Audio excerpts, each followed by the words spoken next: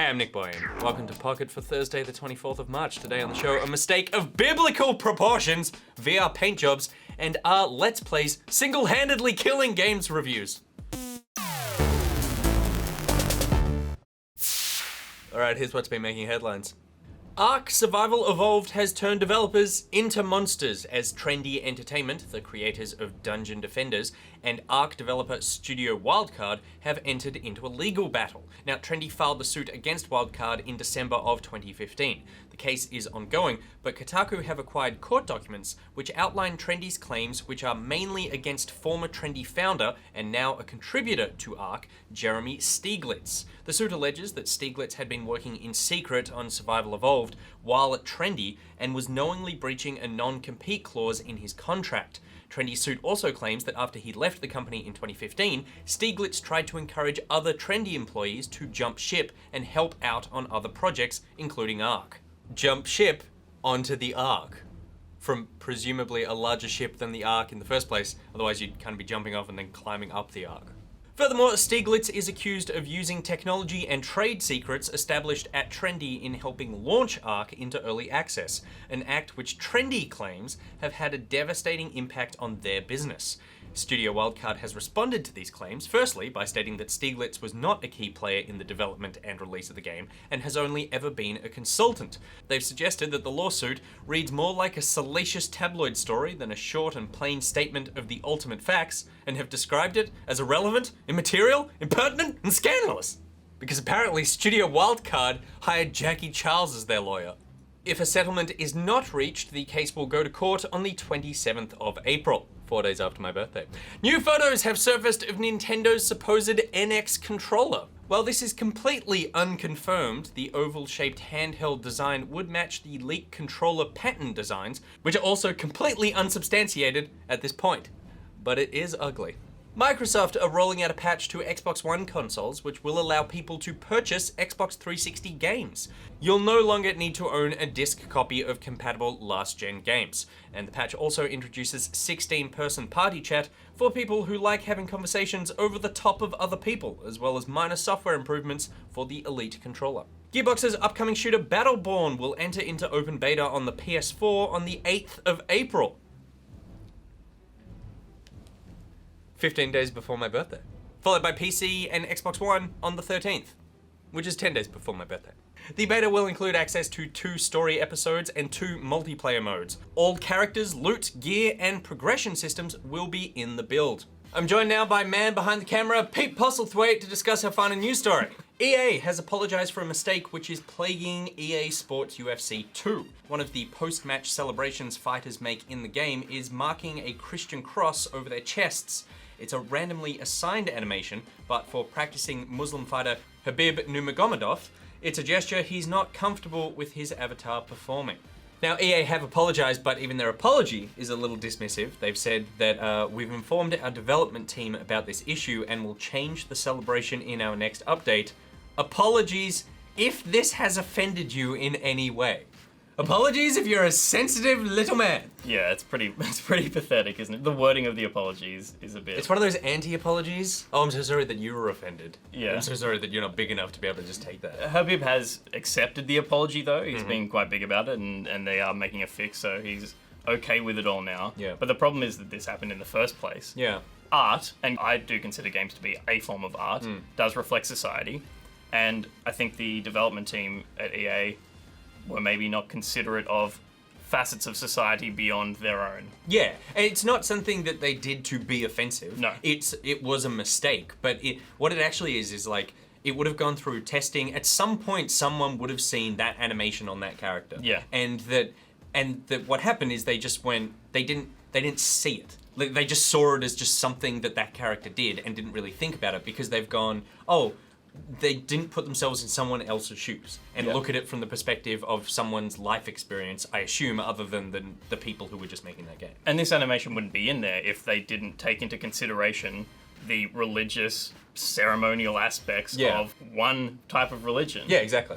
So they're looking down the kind of narrow vision that they have and ignoring the things that are going on around them. And for this to happen is pretty bad. Yeah, I'm glad that they're fixing it, but I think he had every right to be to sort of call them out and go, I'm Muslim, I have a heap of Muslim followers. This is really not on. Yeah, it's just not on. Yeah.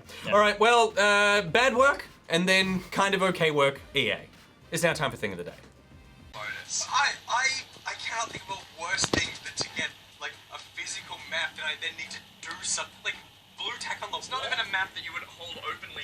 It's sad. Like, it's just sad. Like you can't do it. Talented artist Chris Lee has become the first person to design a CSGO weapon skin in virtual reality. Lee used the HTC Vive in conjunction with a variety of creative software to create this detailed masterpiece.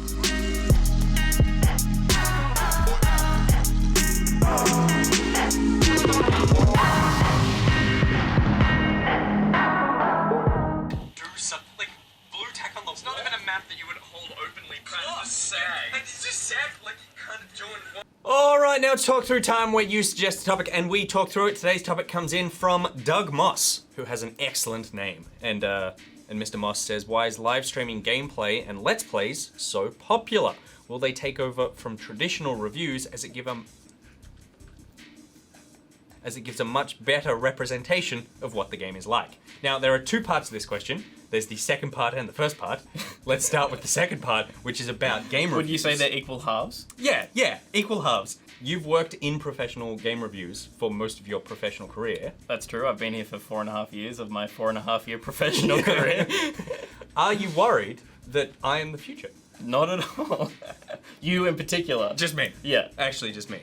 But it's an interesting thought, and I can see where he's coming from, because getting these like live and unscripted events playing out, people get to see the game actually in motion rather than something tailored towards meeting a point. And it's a very interesting way of consuming media that you haven't touched before, because you're seeing a big chunk of something and played out before you. Yeah, and you're also seeing someone have a quite honest reaction to something straight up. Yeah. And I think that there's both a good and a bad side to that. You can go, oh, look, they're having fun, or they're enjoying this part. But then what you lose from that is actually reflection. You do lose sitting back and looking at the piece as a whole and going, oh, sure, it was fun doing that in that moment, but maybe, like, how does that fit in the broader context of the rest of the game, that sort of thing. You lose that when you're just watching a vertical chunk. Yeah, and I'm not saying we do it better than everyone else, but we do try and put reflection in our Let's Plays for that very reason. Yeah. Because you can be enjoying something in a moment, knowing full well that if this same thing is playing out the same way for another 2 hours, it's going to run its course and not be fun anymore. Or I can be having fun with something that is bad. And I'm having fun with it because it's bad, but also because I'm on camera. Yeah. And I'm like, it's like I'm having fun with you guys, but then it's like I would not recommend playing that game, because if you're sitting there by yourself, you're not talking to people. It's a very different energy streaming or playing something for someone than it is playing something for yourself in kind of an insular environment. So you think game reviews are here to stay? Game reviews are totally here to stay. Yeah. If only for people being able to look at a number, not even getting a review, a reflective review, or a comprehensive sad, review. needy people. For the 7.5 at the bottom of the article, because people love quantifying games. You just need a category. You just need to go good, bad. Yeah. That game is a good game. Also, there's something to be said for the brevity of reviewing something. That you can go in a small amount of time, you can see a lot of the game. Particularly if it's a video review, you can see clips from throughout the game and get a broader sense of it, and it'll only take you a couple of minutes to watch, as opposed to if you're watching a Let's Play, you're in moment by moment. If they're playing The Witcher, you need to watch 40 hours before you get to the main chunk of the story. Yeah. So there is that, you can get a summation pretty quickly. Yeah, and you're right. People are time sensitive, right? And these things are time sensitive.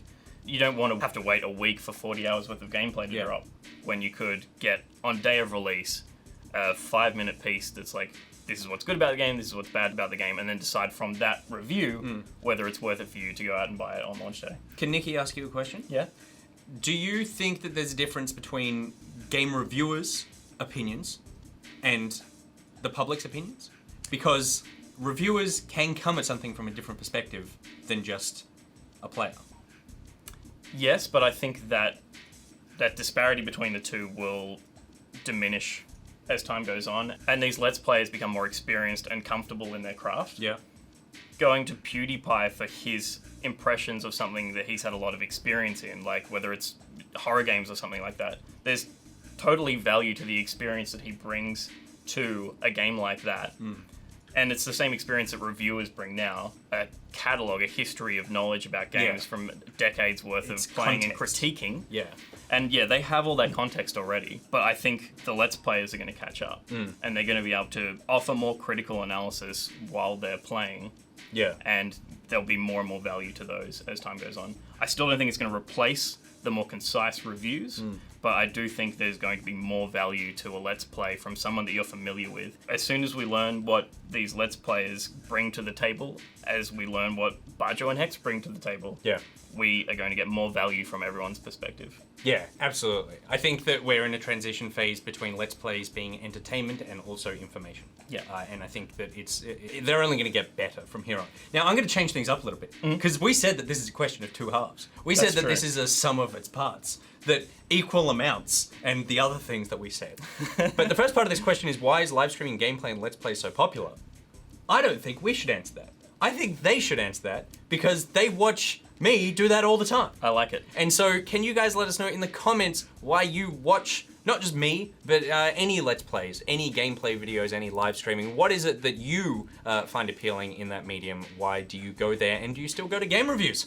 And I think with that, we'll say that that's it for today's episode of Pocket Pocketeers. So please let all of us know that information in the comments below. And while you're on the internet, please check out Good Game on Facebook, YouTube, and iView. Want to meet fellow Pocketeers? Then join the Pocketeers Facebook group and Steam group. You can follow Good Game on Twitter at GoodGameTV. Follow Pocket at NichBoy, at Pierreth, at GGEditMonkey, and at Sengi. There are links to everything I just said in the description below. Today's Thing of the Day graphic was brought to you by Callum Woodward. Thank you, Mr. Woodward, for your Thing of the Day graphic and for helping bring down Nixon. Not related to Edward Woodward, the British singer-actor. Why do you know the name Edward Woodward? I think it was my mum or my dad used to say Edward Woodward a lot. I think they just wanted to hear that adorable lisp. Edward Woodward. Now tomorrow we are taking a holiday, but there still will be content for you to enjoy. iView folks are getting a first play of Trackmania Turbo, and YouTube folk will be getting a play session of Total War Warhammer with myself and campaign designer James Whitston. For those of you who celebrate it, happy Easter, and for those of you who don't, enjoy your chocolate. I'm sure EA will find a way to offend you. Speaking of chocolate, Yeah. Janet gave us chocolate to give to the viewers. Yeah, I'm not sure how it works. Right, Because we how can't- chocolate works? No, how we deliver it to the viewers. How about I just eat it on their behalf?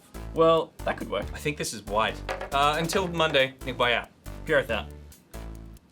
These are weird little, these Foil are tall eggs are so hard to open. Yeah. I mean, I don't know how the bunny wraps it in the first place. It is white chocolate. Do Because like you white need to be chocolate? so dexterous. And bunnies don't have fingers. That's true.